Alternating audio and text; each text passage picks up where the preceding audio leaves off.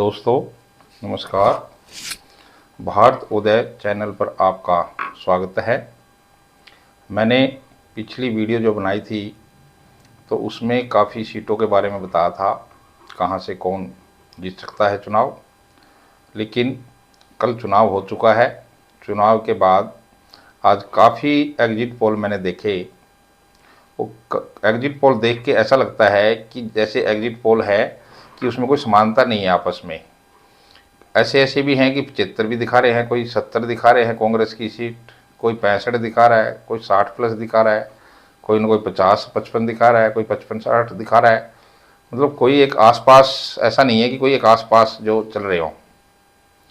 तो ये सारा देखने के बाद मैंने सोचा कि किस प्रकार से आज सारा दिन में सुबह से जो है, मेरे को नहीं पता मैंने कितने फ़ोन आज किए होंगे।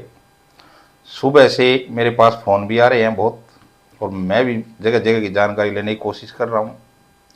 जिस तरह से ये एग्जिट पोल है और जिस तरह से वहाँ के जो व्यक्ति है, वहाँ की जनता है, वहाँ के वोटर्स हैं जो वोट डाल के आए हैं, ऐसे भी मुझे मिले जो कांग्रेस पार्टी को वोट डाल के आए, ऐसे भी मुझे मिले जो बीजेपी पार्टी को वोट डाल के आए। न तो कहीं कांग्रेस वाले इतने आश्वस्त मुझे दिखाई दे रहे थे अपनी अपनी सीट पे कि एक तरफा मुकाबला है और कांग्रेस जीत रही है, और ना ही बीजेपी वाले आश्वस्त दिख रहे थे कि ऐसी बहुत सी सीट हैं। कई बार ना एक तरफा मुकाबला होता है, एक विपक्ष वाला भी कह देता है कि नहीं हम नहीं जीत रहे, वो जीत रहे, तो एक तरफ दिखता है मुकाबला। तो इस बात से ये अंदाज़ा लगता है कि बहुत सी सीटों पर, ज़्यादातर सीटों पर भारतीय जनता पार्टी की और कांग्रेस की ये टक्कर है, जिसको वेव कह दे कांग्रेस की। कोई कहते हैं आंधी है, कोई कहता है तूफान है।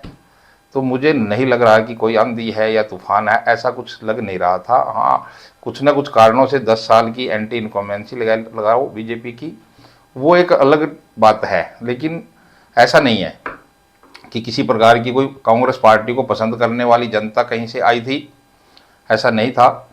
तो इसमें क्या है, बहुत से लोग जो हैं कल से यही देख रहे हैं कि क्या 70 सीट आएंगी, 80 सीट आएंगी या 50 सीट आएंगी, 40 सीट आएंगी कांग्रेस, क्योंकि सभी ने कांग्रेस को बहुमत की ओर लेके गए हैं। लेकिन मैं आपको याद कराता हूं 2019 का विधानसभा का चुनाव। बीजेपी ने उस समय 70 पार का नारा जो चलाया हुआ था कि 70 पार 70 पार, और ज्यादातर एग्जिट पोल उस 70 पार के नारे में ही बह गए थे, सब बह गए थे। एक दो एग्जिट पोल ने 80 दिखा रखी थी बीजेपी किसी चुनाव होते ही, किसी ने 75 दिखा रखी थी, किसी ने 70 दिखा रखी थी, 72 दिखा रखी थी, 65 से नीचे तो मेरे लगता है किसी ने दिखाई नहीं रखी थी। लेकिन 3-4 दिन के बाद एक एग्जिट पोल आया था, उसमें थोड़ी कम 50 के आसपास सीट किसी ने दिखाई थी कुछ दिन के बाद, 50-45।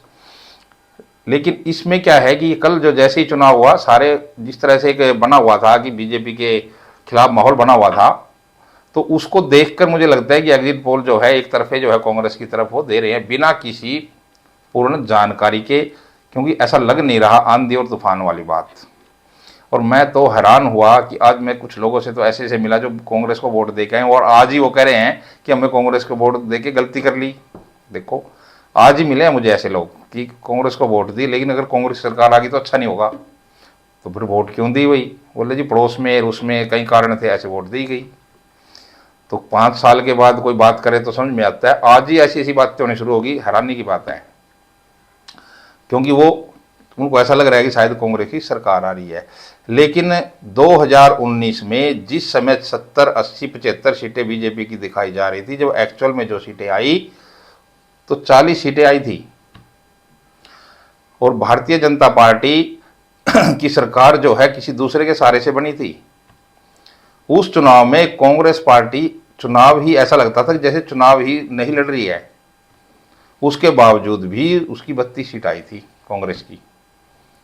तो लेकिन उसमें क्या है कि भारतीय जनता पार्टी ने जो सरकार तो बना ली थी, लेकिन जिस तरीके से वो सोच रहे थे उस तरीके से वो सरकार नहीं बनी थी। तो मुझे अभी उसमें भी ऐसा लग रहा है, यहाँ पे डाउट है। यहाँ भी डाउट ये है कि भारतीय जनता पार्टी ने जो ये चुनाव लड़ा है, कम से कम 2019 में जो चुनाव कांग्रेस ने लड़ा था उससे कहीं स्ट्रांगली चुनाव लड़ा है भारतीय जनता पार्टी ने। जब भारतीय जनता पार्टी ने स्ट्रांगली चुनाव लड़ा है तो मुझे नहीं लग रहा है कि ये इस तरह की कोई लहर आने वाली है, इस तरह की कोई लहर होगी। हाँ, हो सकता है कि कांग्रेस की सरकार तो आ जाए, लेकिन इतनी सीटें लेके आने वाली है ऐसा नहीं मुझे कहीं भी लग रहा। मुझे ऐसा लगता है कि कांग्रेस की जो सीटें हैं इसमें कि 42 से 48, 42 भी रह सकती है, 42 के आसपास भी, और वो 48 भी जा सकती है। और भारतीय जनता पार्टी की जो सीटें हैं वो कहीं ना कहीं 32 और 38 के बीच में कहीं ना कहीं रहने वाली लगती हैं, ऐसा इसमें अनुमान लगता है सारा मिला के। तो इसमें सरकार किसकी बनेगी किसकी नहीं बनेगी, अगर तो 42 पे कांग्रेस आ जाती है तो ये कोई जरूरी नहीं है कि कांग्रेस की सरकार बनेगी। हाँ, अगर वो 45-46 है फिर वो कांग्रेस की सरकार बनी हुई है, उसको कोई रोक नहीं सकता। लेकिन जिस तरह से भारतीय जनता पार्टी की सीटें पिछली बार 70 और 80 के एग्जिट पोल के बावजूद भी 40 सीटें आई थी, इसको भी आप नकार नहीं सकते कि कांग्रेस की 40 सीटें अगर आ गई तो तब क्या होगा। तो इसलिए दोस्तों, जो ये एग्जिट पोल है, एग्जिट पोल पर अभी हम पूर्ण विश्वास नहीं कर सकते। ये 8 तारीख को आपको काउंटिंग के बाद पता लगेगा। तो लेकिन इसमें मुझे ऐसा लगता है कि कहीं ना कहीं इसमें कुछ ना कुछ जो है बदलाव जरूर होने वाला है, क्योंकि पब्लिक आजकल बता नहीं रही है, खोल के भी नहीं बता रही है कि वोट कहाँ दे रहे हैं। हाँ, हवा जरूर दिखता है, उसके लिए जो है लगता है कि मीडिया, लेकिन मैं यही कहता हूँ कि ठीक है कांग्रेस की सरकार बन सकती है, मैं ये नहीं कहता कि नहीं बनेगी, लेकिन ऐसे ही बन सकती है वो मुझे नहीं लग रहा।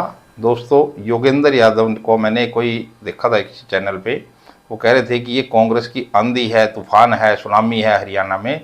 तो ये मुझे नहीं लग रहा कि कोई सुनामी वाला, सुनामी मतलब 80 लेना, 70 ले, 75 लेना तक तो सुनामी मैं मानूंगा अगर वहाँ तक सीट आई तो। लेकिन अगर वहाँ तक नहीं आ रही है तो वो उसको हम सुनामी नहीं कह सकते, आम चुनाव ही कह सकते हैं।